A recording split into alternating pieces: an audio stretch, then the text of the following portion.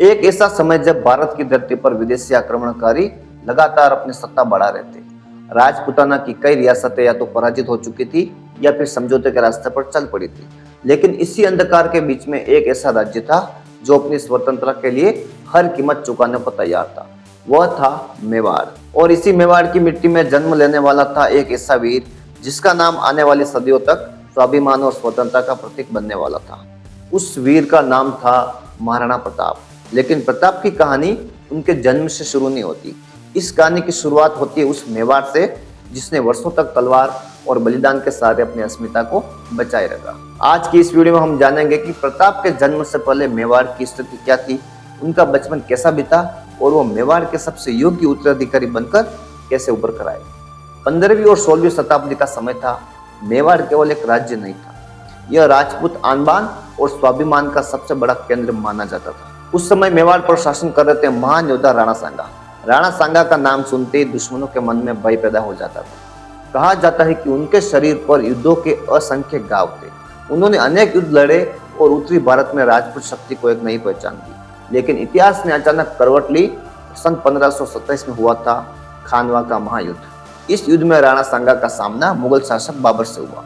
राजपूतों ने वीरता दिखाई, लेकिन छल कपट के कारण अंत में बाबर को विजय हासिल हुई। यह हार केवल एक युद्ध की हार नहीं थी, बल्कि पूरे राजपूताना के लिए बहुत ही बड़ा झटका थी। कुछ समय बाद राणा सांगा का निधन हो गया और यहीं से मेवाड़ की कठिनाइयां बढ़ने लगी। राणा सांगा के बाद उत्तराधिकार को लेकर संघर्ष शुरू हो गया। राज्य की राजनीतिक स्थिति कमजोर होने लगी।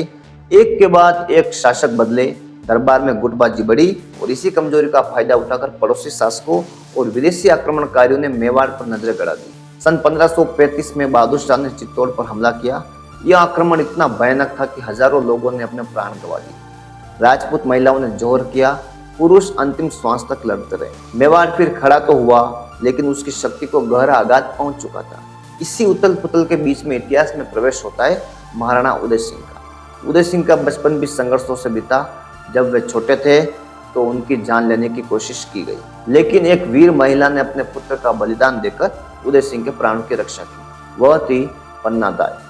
पन्ना दाई का बलिदान भारतीय इतिहास की सबसे महान घटनाओं में से गिना जाता है। उदय सिंह जीवित रहे, बड़े हुए और अंततः मेवाड़ के शासक बन गए।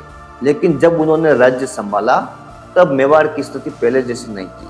चारों ओर खतरे थे, संसाधन सीमित थे और भविष्य अनिश्चित था। 9 मई 1540 राजस्थान के कुंभलगढ़ दुर्ग में एक बालक का जन्म होता है। यह बालक आगे चलकर इतिहास बदलने वाला था। वह थे महाराणा प्रताप। उनकी माता थी महारानी जयवंती बाई।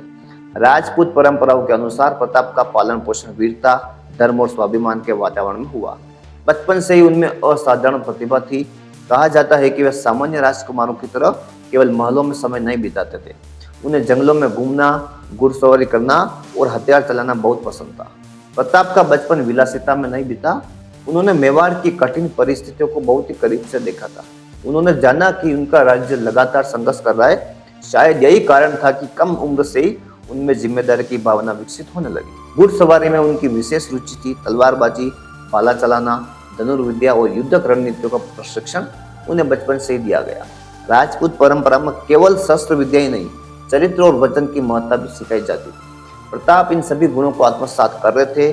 प्रताप की एक विशेष बात थी कि वो राजमहल तक सीमित नहीं थे। वो सामान्य लोगों के बीच में जाते, ग्रामीणों से मिलते और जो वनवासी समुदाय थे जंगलों में, उनसे भी वो संबंध रखते थे। यही कारण था कि आगे चलकर भील समुदाय उनके सबसे बड़े सहयोगियों में से एक बना। प्रताप ने बचपन से ही समझ लिया था कि किसी भी राज्य की असली ताकत उसकी जनता में होती है। उदय सिंह की कई रानियां थी, उनके अनेक पुत्र थे। इसी कारण उत्तराधिकार का प्रश्न जटिल होता जा रहा था। हालांकि प्रताप सबसे योग्य और सबसे बड़े पुत्र थे, लेकिन दरबार के कुछ लोग दूसरे राजकुमारों का समर्थन कर रहे थे, विशेष रूप से जगमाल का। जगमाल को लेकर अलग अलग गुट बने हुए थे और यह संघर्ष आने वाले समय में और भी बड़ा रूप लेने वाला था। लेकिन उस समय प्रताप अपने व्यक्तित्व और क्षमता से सबको प्रभावित कर चुके थे। जैसे जैसे प्रताप बड़े हुए, उनकी वीरता की चर्चा पूरे मेवाड़ में फैलने लगी।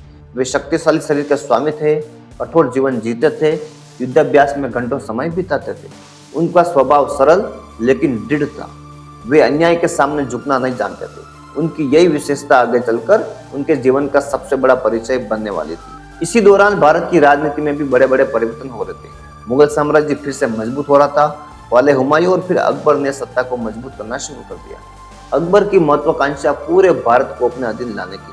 राजपूताना भी उसके लक्ष्य में शामिल था। शायद अकबर नहीं जानता था कि मेवाड़ में एक ऐसा राजकुमार बड़ा हो रहा है जो भविष्य में उसके सबसे बड़े विरोधियों में से एक बनेगा।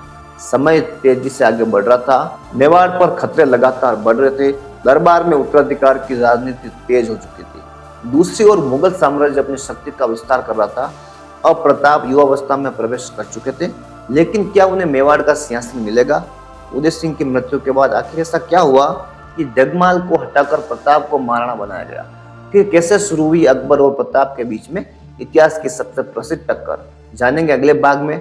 अगर वीडियो पसंद आए तो लाइक करें, चैनल को सब्सक्राइब करें और कमेंट में जरूर लिखें जय मेवाड़, जय महाराणा प्रताप।